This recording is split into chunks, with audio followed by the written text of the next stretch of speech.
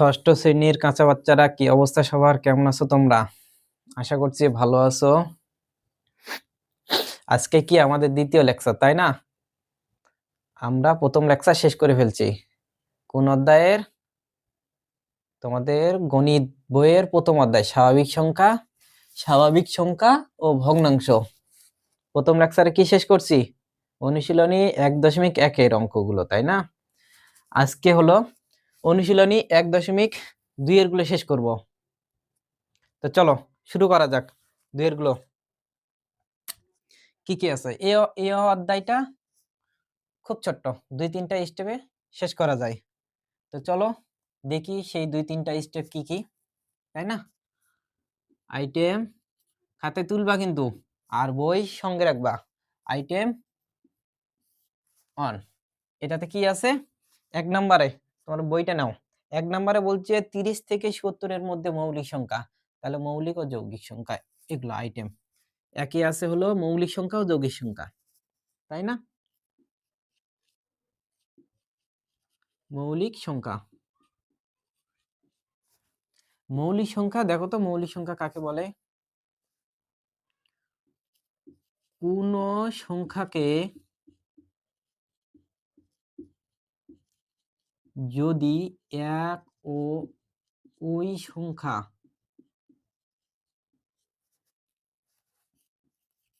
ছাড়া আর অন্য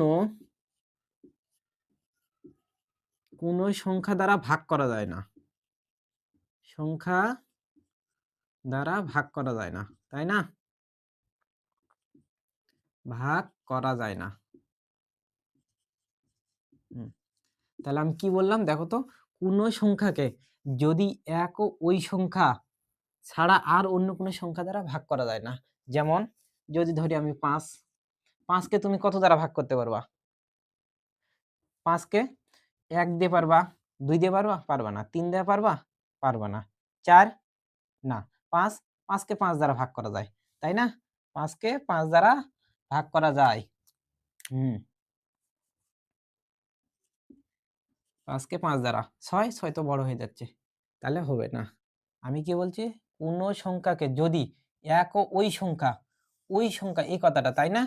এই যে যেমন আমি এখানে নিয়েছি 5কে 1, আর ওই সংখ্যা কোনটা?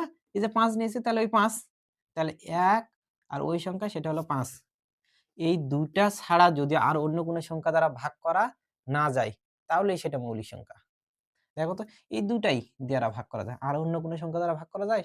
যায় না। তাহলে এটা হচ্ছে মৌলিক সংখ্যা। এটা হচ্ছে কি? মৌলিক সংখ্যা। এবার যদি আমি 6 নেই, 6 কি কত? 1 আর 6, 1 আর 6 বাদ দিয়ে, তাই না? 1 আর 6 ছাড়া বলছে, ছাড়া 1 আর 6 বাদ দিয়ে। তাহলে আর কি কি দ্বারা যায়? 6কে 2 দিয়ে যায়? 2 দিয়ে যায়, অবশ্যই যায়। 3 দিয়ে যায়? অবশ্যই যায়। 4 দিয়ে যায়? যায় না। তাহলে 1, 2, 3, 4 এগুলো সবগুলোই দ্বারা ভাগ করা যায়। তাহলে এখানকার মধ্যে এটা আর এটা বাদ। এটা বাদে আরো 2টা সংখ্যা, আরো 2টা সংখ্যা দ্বারা ভাগ করা যাচ্ছে। আরো 2টা সংখ্যা দ্বারা ভাগ করা যাচ্ছে। তাহলে এটা মৌলিক নয়। এটা মৌলিক নয়, তাহলে কি? অবশ্যই যৌগিক, তাই না? যৌগিক সংখ্যা, যৌগিক সংখ্যা। তাহলে আমরা মৌলিকও পেয়ে গেলাম, যৌগিকও পেয়ে গেলাম, তাই না? তাহলে যৌগিক সংখ্যার সংজ্ঞাটা দিয়ে দেই। যৌগিক সংখ্যা, যৌগিক সংখ্যা, এই যৌগিক সংখ্যার সংজ্ঞা, তাই না? সংজ্ঞাটা কি হবে? সংজ্ঞাটা বলো তো। কোন সংখ্যাকে এক ও ওই সংখ্যা ছাড়া আরো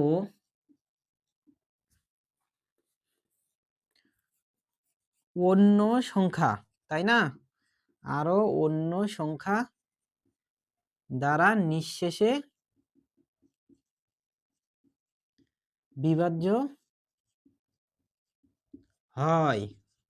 যদি নিঃশেষে বিভাজ্য হয়, তাহলে সেটা যৌগিক সংখ্যা, তাই না? এই যে 8, 8 কে কত? 1 দিয়েও করা যাবে, 2 দিয়েও করা যাবে, 4 দ্বারাও করা যাবে, 8 দ্বারাও করা যাবে, তাই না? এই যে 2 আর 4 এগুলো দিয়ে তুমি ভাগ করো, নিঃশেষে বিভাজ্য হবে। 8 2 দিয়ে করো, 4 দুগুণে 8, এই যে 0, নিঃশেষে বিভাজ্য, তাই না? তাহলে এটা যৌগিক সংখ্যা। বুঝা গেছে? এবার তাহলে তোমার 1 নম্বরে 1 নম্বরে প্রশ্ন আছে 30 থেকে 70 পর্যন্ত মৌলিক সংখ্যাগুলো লেখো। যেগুলো 1 আর ওই সংখ্যা ছাড়া ভাগ করা যাবে না, সেগুলো মৌলিক সংখ্যা। এবার তাহলে তুমি যাচাই বাছাই করবা। এটা কিন্তু বাসার কাজ। বুঝা গেছে? তাহলে আমাদের আইটেম 1 শেষ। এবার আইটেম শিখবো আমরা 2। আইটেম 2 লিখতেছে না? এবার আইটেম 2 বুঝা গেছে? চলো আইটেম 2 এ কি আছে দেখে ফেলি ঝটপট। 2 নম্বরে বলছে সমৌলিক জোড়া নির্ণয় করো। সমৌলিক জোড়া নির্ণয় করো। আইটেম 2 কি আছে? সহমৌলিক জোড়া। তাহলে এবার সহমৌলিক কোনটা? এটা একটু দেখতে হবে, তাই না? ধরো 8 আর এখানে হচ্ছে 15। 8 কে কত কত দ্বারা ভাগ করতে পারবা? 1 2 4 8, তাই না? এবার 15 কে তুমি কত কত দ্বারা ভাগ করতে পারবা? 1 3 দ্বারা পারবা? হ্যাঁ, 1 3 5 আর হচ্ছে 15। এদের মধ্যে মিল এগুলো 8 কে এত দ্বারা ভাগ করা যায়, মানে এগুলো হচ্ছে উৎপাদক। 15 উৎপাদক হচ্ছে এগুলো। বুঝা গেছে? তাহলে এখানে মিল কোনগুলো দেখো তো? 8 আর 15 মাঝে কোনগুলো মিল? এই যে এটা। আর কোনো মিল আছে? না। তাহলে এই যে মিল, আমরা যখন লসাগু এবং গসাগু বের করি তখন এই যে এরকম করে গুণিনক বের করি। গুণিনক বের করার পরে কি সাধারণ গুলো লিখি না? তাহলে এখানে সাধারণ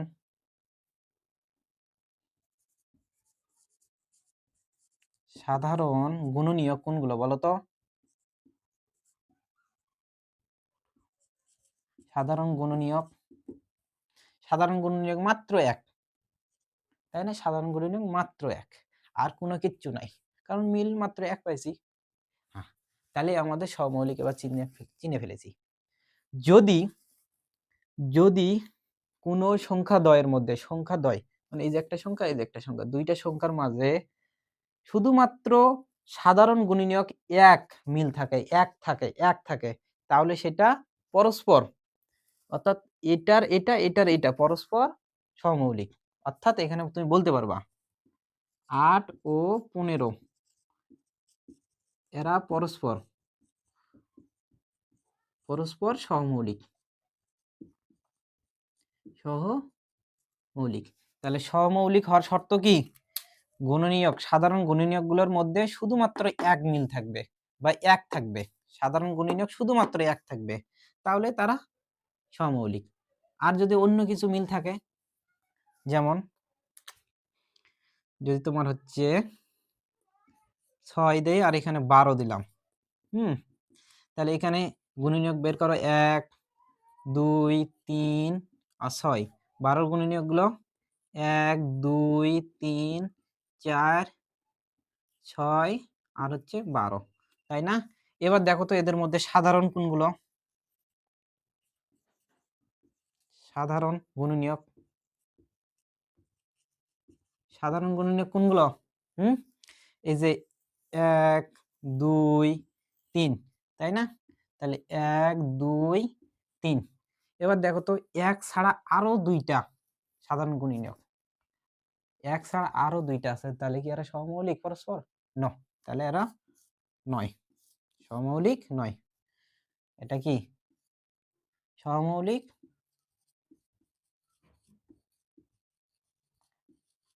নয়? বুঝা গেছে? তাহলে সহমৌলিক হতে হলে কি হবে? শুধুমাত্র সাধারণ গুণনীয়ক 1 থাকবে। বুঝা গেছে?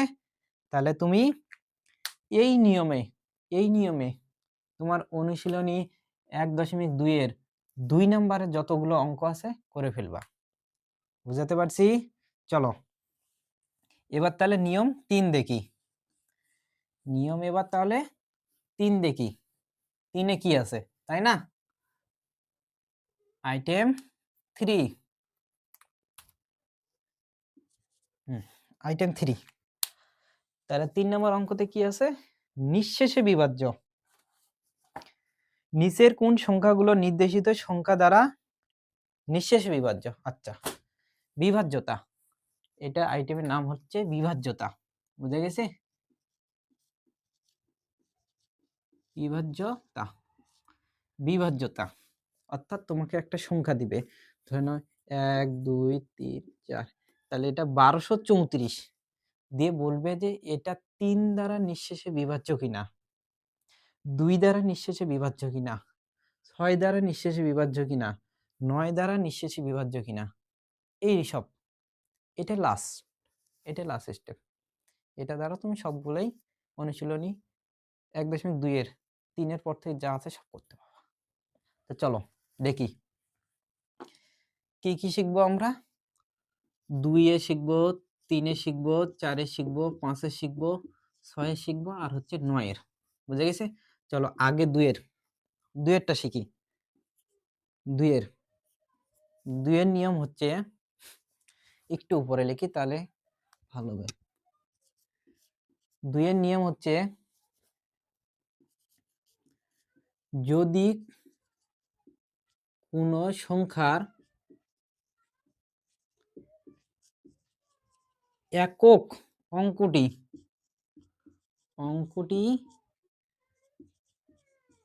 জোড় বা শূন্য হয়, যদি কোনো সংখ্যার একক অঙ্কটি জোড় বা শূন্য হয় তাহলে কি 2 দ্বারা বিভাজ্য। তাহলে চলো দেখি ওইরকম।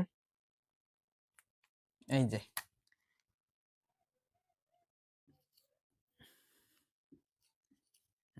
দেখো তো, একক অঙ্কটি বলছে, একক কোনটা? এই যে এটা একক, জোড় বা শূন্য হতে হবে, তাহলে 2 দ্বারা। তো এখানে 4 তো অবশ্যই জোড়, তাহলে এটা কি?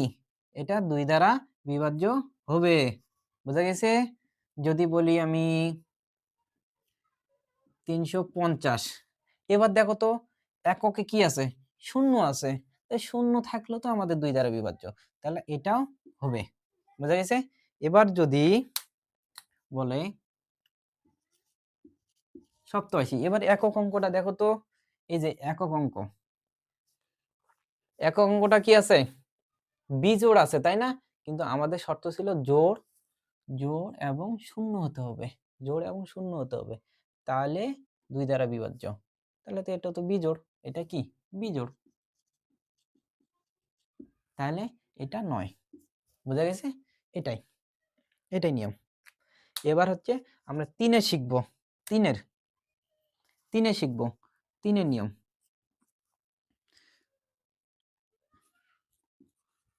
কোন সংখ্যার অঙ্কদ্বয়ের যোগফল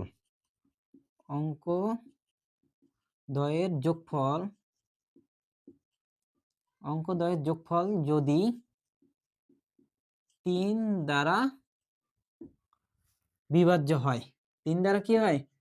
বিভাজ্য হয়, তাহলে কোন সংখ্যাদ্বয়ের যোগ, কোন সংখ্যার অঙ্কদ্বয়ের যোগফল যদি 3 দ্বারা বিভাজ্য হয়, যেমন দিলাম হচ্ছে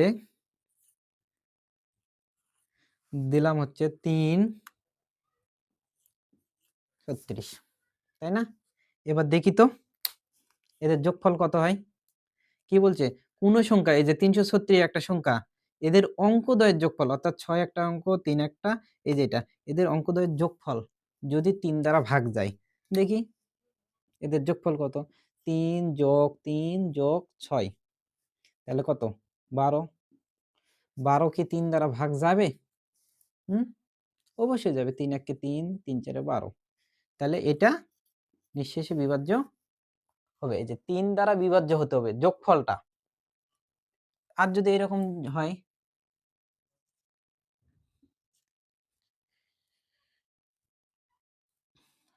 431, 431 এটা দেখি তো, যোগ করে দেখি তো, অঙ্ক 2 431 সংখ্যাটার অঙ্কগুলো যোগ করি।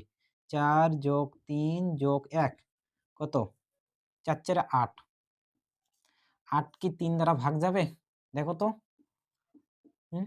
দশমিক আসে না, 3 দুগুণে 6, 2, এই যে 2 অবশিষ্ট থাকে, তাহলে এটা নিঃশেষ বিভাজ্য নয়। বুঝা গেছে? তাহলে 2 আর 3 আমাদের কমপ্লিট, 2 আর 3 আমাদের কমপ্লিট। তাহলে এবার আমরা শিখব 4 এর। 4টা কিন্তু অলরেডি তোমরা জানো, এই যে অধিবর্ষ যে শিখছিলা তোমরা, একক ও দশক যদি 0 বা 4 দ্বারা বিভাজ্য হয়, তাই না? তো চলো 4 এরটা এবার শিখি। 4 এর, 4 এর নিয়ম কি? 4 এর নিয়ম কি? কোন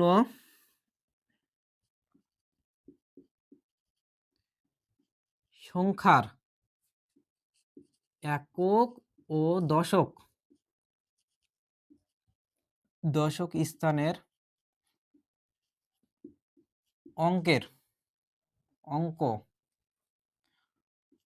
অঙ্ক দ্বারা গঠিত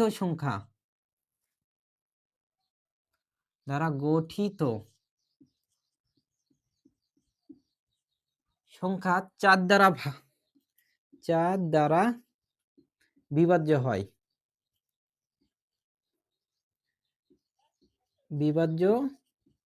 হয় অথবা যদি শূন্য হয়, তাই না? তাহলে আমাদের 4 দ্বারা বিভাজ্য হবে, তাই না? যেমন কোন সংখ্যা ধরি, এটা 1224, সংখ্যাটা কত? 1224 একক ও দশক স্থানের অঙ্ক দ্বারা, এই যে একক, এই যে দশক, এই যে পুরা, তাহলে কত? এই পুরাটা 24, তাই না? একক আর দশক স্থানের অঙ্ক মিলে কত? 24। 24 দ্বারা গঠিত সংখ্যা, অর্থাৎ 24টাকে 4 দ্বারা যদি বিভাজ্য হয়, 24কে কি 4 দ্বারা ভাগ যাবে না? হ্যাঁ, অবশ্যই যাবে, 4 6 24। তাহলে কি? তাহলে এটা 4 দ্বারা নিঃশেষ বিভাজ্য হবে। আর একটা শর্ত কি বলছে? যদি শূন্য হয়, অর্থাৎ ধরো এরকম, যদি একক ও দশক স্থানের অঙ্কটা শূন্য হয়, তাহলেও কি 4 দ্বারা বিভাজ্য হবে। বুঝা গেছে? তাহলে 4 এর নিয়মও শেষ। এবার আসি আমরা 5 এর নিয়ম, তাই না? 5 এর নিয়ম, চলো 5 এর নিয়ম শিখি। 5 দ্বারা নিঃশেষে বিভাজ্য হতে হলে কি হতে হবে? কোন সংখ্যার যদি একক স্থানের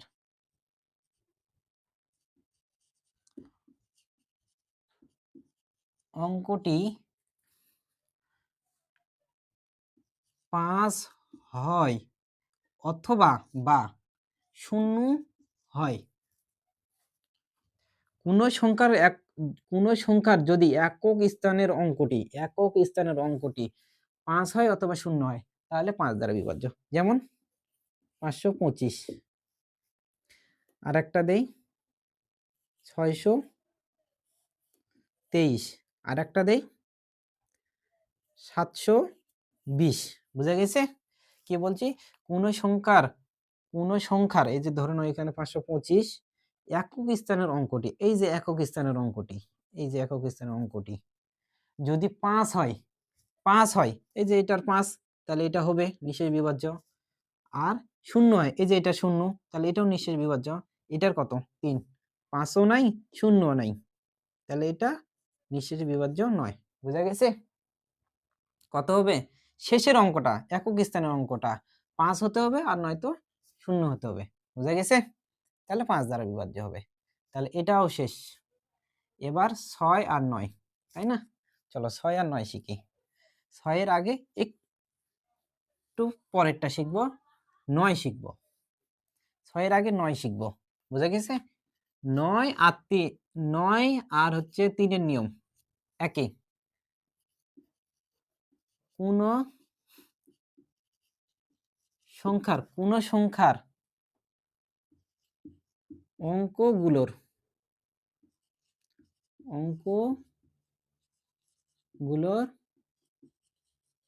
যোগফল অঙ্কগুলোর যোগফল যদি 9 দ্বারা বিভাজ্য হয়, যদি 9 দ্বারা বিভাজ্য হয়, কোন সংখ্যার অঙ্কগুলোর যোগফল যদি 9 দ্বারা বিভাজ্য হয়, তাহলে দেখি। তাহলে দেখি হচ্ছে 8 7 3 873 873। এটা কি করতে হবে? এদের অঙ্কগুলো 873 সংখ্যাটির অঙ্কগুলো 3 7 8 যোগ করতে হবে। 8 7 যোগ 3, দেখো তো 7 আর 3 এ 10 আর 8 এ 18। এই যে 18 যোগফল, এই যে যোগফল 18 যদি 9 দ্বারা বিভাজ্য হয়, 9 দ্বারা বিভাজ্য হয়, তাহলে এই যে 18টা 9 দ্বারা ভাগ যাবে না? দেখো তো 9 দ্বারা 9 দুগুণে 18, অবশ্যই ভাগ যায়। তাহলে এই সংখ্যাটা 9 দ্বারা বিভাজ্য হবে, বোঝা গেছে? আর যদি এমনটা হয় 872 দিলাম, তাহলে 8 যোগ 7 যোগ 2, তাহলে কত হয়? 10 আর 17। এই যে যোগফল কি 9 দ্বারা ভাগ যাবে? যাবে না। তাহলে এই যে এই সংখ্যাটা 9 দ্বারা বিভাজ্য হবে না, বোঝা গেছে? এটা যদি বোঝা যায় তাহলে একটু 6 নাম্বারটা, চলো 6 নাম্বার না, 6 এর নিয়মটা শিখে একটু। 6 দ্বারা বিভাজ্য হতে হলে কি হতে হবে? 6 দ্বারা বিভাজ্য এটা হলেই আমাদের অনুশীলনী 1.2 শেষ হয়ে যাবে। চলো, কোন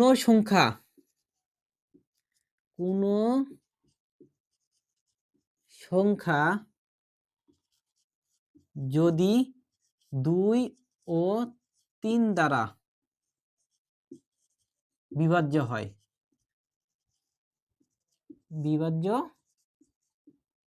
হয়, বোঝা গেছে? কোন সংখ্যা যদি 2 ও 3 দ্বারা বিভাজ্য হয়, তাহলে 6 দ্বারা বিভাজ্য হবে। এমন কোন সংখ্যা দেখি কত হতে হবে? 2 ও 3, তাই না?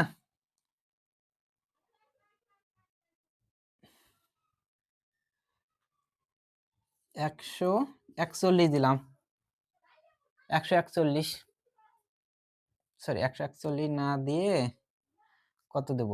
1 4 5, 5 আর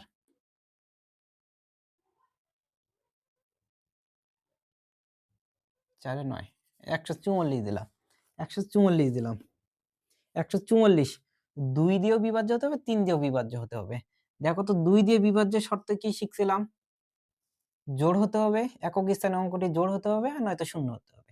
তাহলে একক স্থানে অঙ্কটি জোড়, একক স্থানে অঙ্কটি তাহলে জোড়, তাহলে অবশ্যই 2 দ্বারা বিভাজ্য হবে। এই সংখ্যাটা কি 2 দ্বারা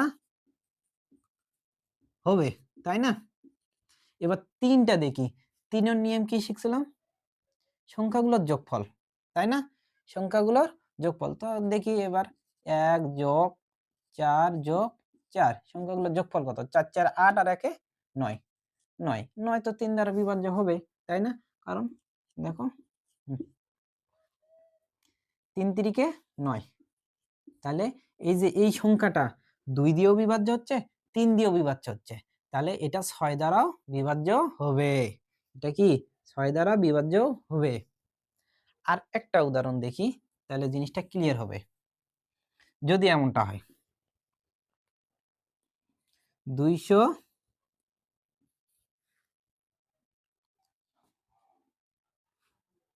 200